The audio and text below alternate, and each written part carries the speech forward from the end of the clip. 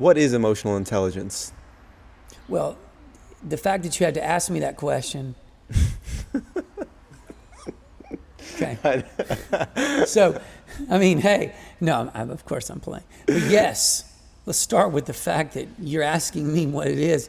And, help me. No, yeah, help me. What is emotional intelligence? So what is emotional intelligence? The definition of it is the way it's defined. And by the way, it's not it's a concept, and the concept was invented by someone. So you can't go to the dictionary and go, emotional intelligence is, it's because, again, emotional intelligence is a concept. Mm-hmm. Emotion, is a term that we've sort of, publicly defined, and intelligence is something we've publicly defined. But emotional intelligence is a phrase or a concept that was sort of developed and we now talk about. So emotional intelligence is understood as the ability for you to be aware of how you are seen. Mm-hmm. Okay? So that's a very interesting thing, understanding your ability to see from different positions. Right. Okay, of perception. So I can see how you're seeing me, and through my ability to see how you're seeing me, and again, this isn't perfect. There's no way, by the way, there's no way I can be 100% accurate in my assumption of how I'm being seen. Mm-hmm. But to be fair, I can get relatively close. So, if I walk over to you and I punch you in the stomach, mm-hmm. and you make a face that looks at me, I usually can interpret that face because right. human beings have this incredible skill at interpretation mm-hmm. of facial expression. It's one of our natural skills. And I can, through that interpretation, say, whoa, he's mad, mm-hmm. or he's surprised, or he thinks this is funny. Mm-hmm.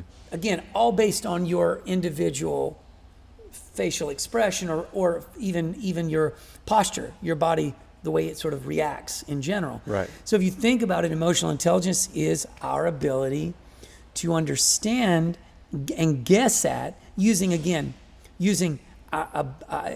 can't be absolute. It's your best guess mm-hmm. at how you're being seen. So, you walk into a room, you walk into a party and you're naked and everybody's looking at you, okay? And this is where as an example, emotional intelligence would be off. Right. You walk into a room, you're naked, everyone's looking at you, and you think to yourself, I look good. Because everybody's the narcissist versus the 100%. Everybody's like whispering. Their faces are shocked and surprised. They're laughing, or they're disturbed. They love and me. you are just all You're like, yep, they love this. Now that would be, of course, you could say, as you said before, there's some narcissism at play there. I mean, there could be a million things at play, but one thing that is not working is your emotional intelligence. It's definitely, and I say working as in something that is on a level of development. Mm-hmm. My first assumption is that individual is not their emotional intelligence is not highly developed. Yeah. If they walked in the room naked and they saw everybody and they go, look at the disturbance I'm causing. Right. Some people hate me. Some people think this is funny. Some people are angry, but I don't give a fuck. Yeah.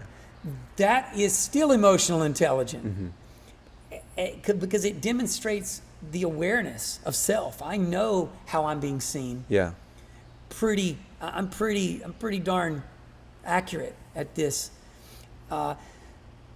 So I think it's very important when you're developing emotional intelligence because if you're like, man, I really do, and again, I don't know that someone who's not highly emotionally intelligent is aware they're not highly emotionally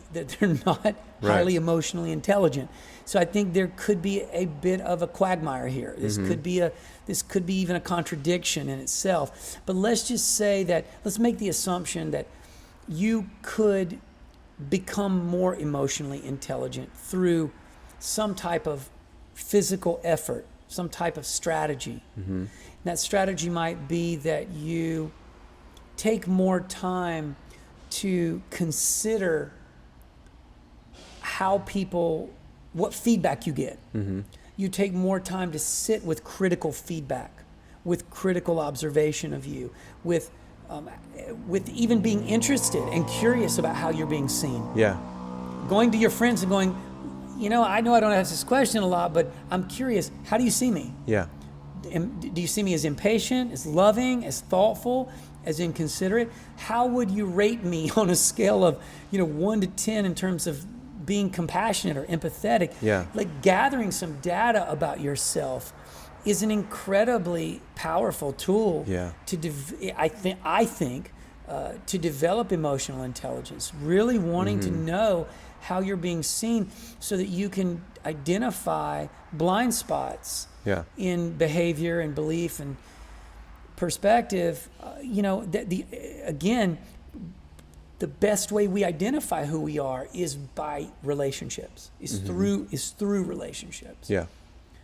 So I think it's very important to listen and to pay attention to what's coming back more than you're paying attention to what's going out. Mm-hmm. Most people are really invested in what they're saying. Yeah. And how they're saying it, and making sure that the way they want to say it is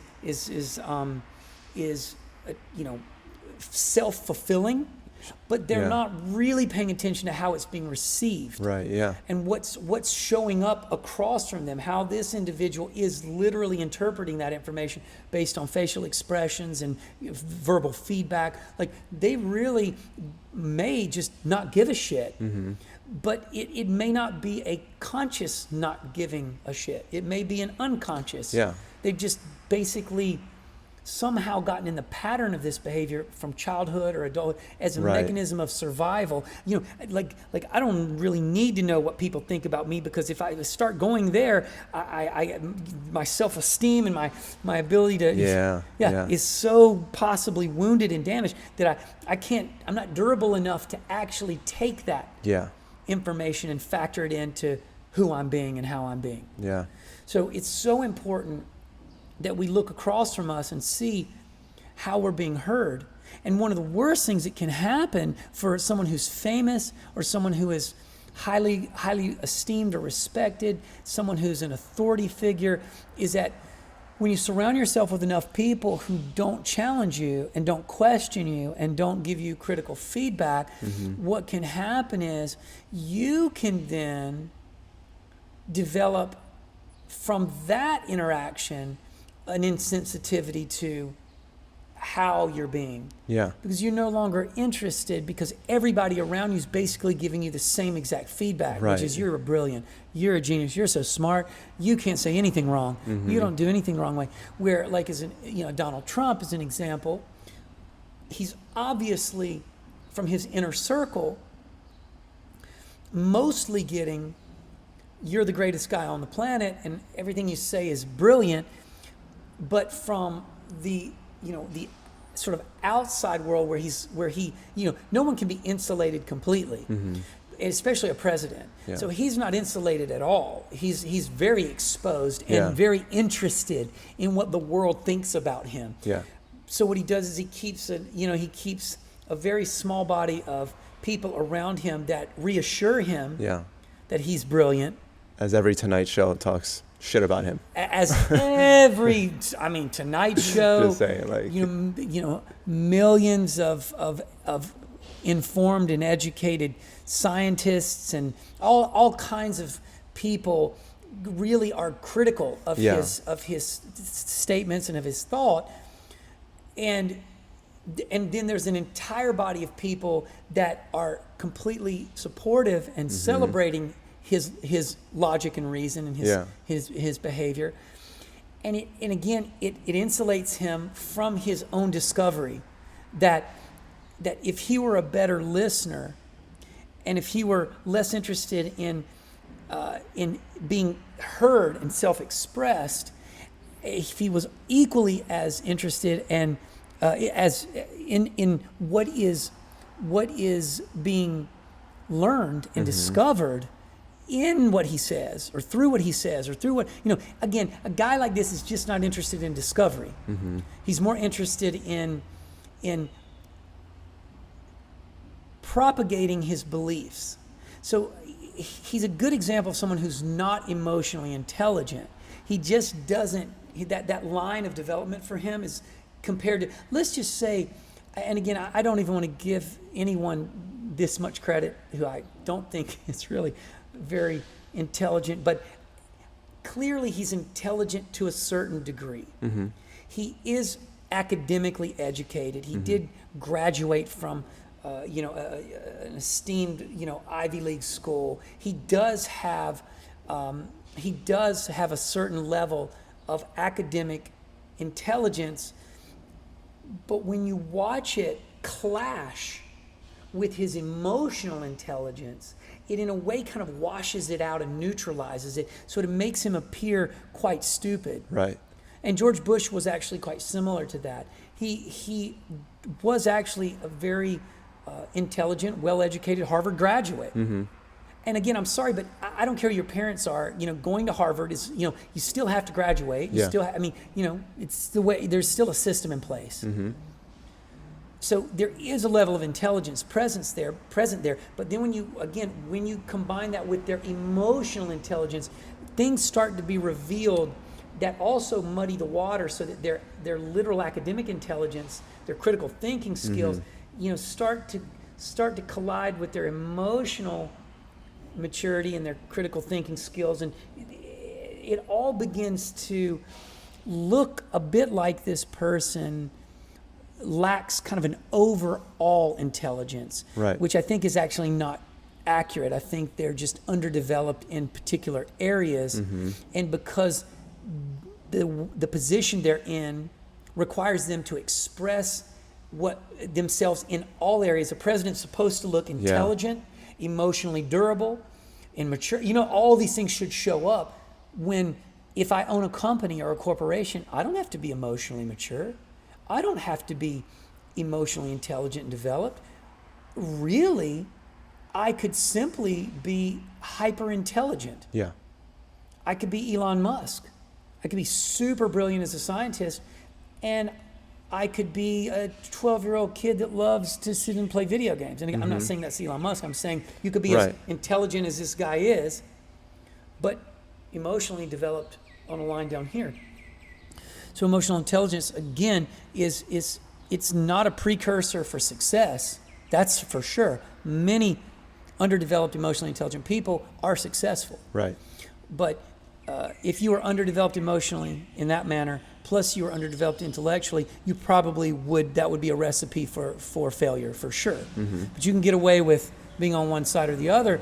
You could be a rich kid with very little academic skill, but be very emotionally, be sort of streetwise and have a lot of emotional intelligence, but not be super academic, but have enough sort of, again, it'd be, you've been raised to look at the world sort of realistically, and you've been able to look at how people see you and work with that. You're very good with people, and you can become an incredible success without the academic background. Yeah. So emotional intelligence is a very interesting skill, but imagine you've developed both, and that would be the idea. Why would I want to be underdeveloped over here? Either way.